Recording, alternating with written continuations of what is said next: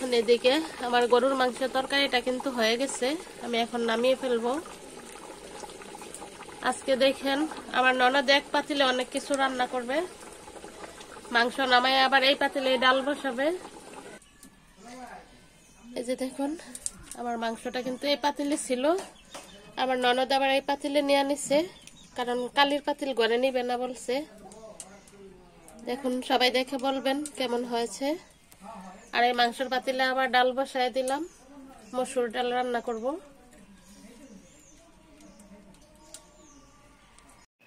আসসালামু আলাইকুম প্রিয় ভাই বোনেরা, সবাই কেমন আছেন? আশা করি ভালো আছেন। আলহামদুলিল্লাহ আমিও ভালো আছি। দেখুন আমি আবার শ্বশুর বাড়িতে চলে আসছি। যে দেখুন আমার ননদে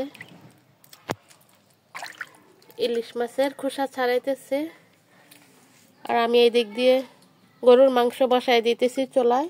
আমাদের বাড়িতে মেহমান আসবে। আমি এখানে সব মশলা দিয়ে দিলাম, দিয়ে দিচ্ছি তেল। এখন ভালো করে মাখায়া চুলায় বসাই দিব। আমি যে এখানে লাকড়ির চুলায় রান্না করব।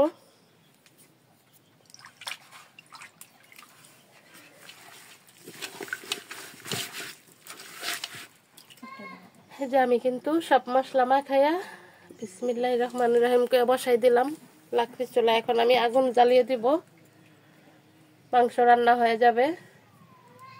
আর কি কি রান্না করব দেখতে চাইলে পাশেই থাকুন। আমার ডাল কিন্তু হয়ে গেছে, আমি ডাল বাগার দিতেছি।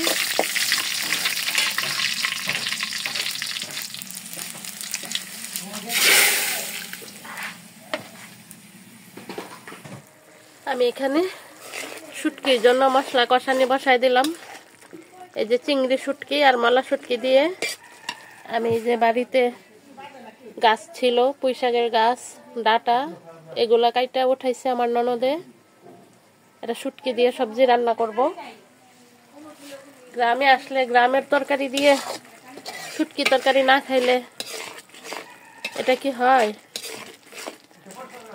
মশলা দিয়ে দিয়েছি শুটকি সহ, মশলাটা কষানি হলে আমি সবজিটা দিয়ে দিব। আমার মশলাটা কিন্তু কষানি হয়ে গেছে, আমি এখন শাক সবজিগুলো দিয়ে দিতেছি।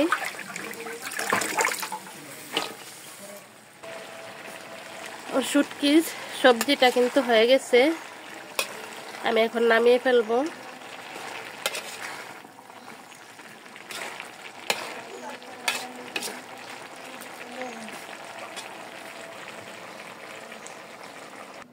এই যে আমার শুটকি তরকারি নামিয়ে ফেলছি।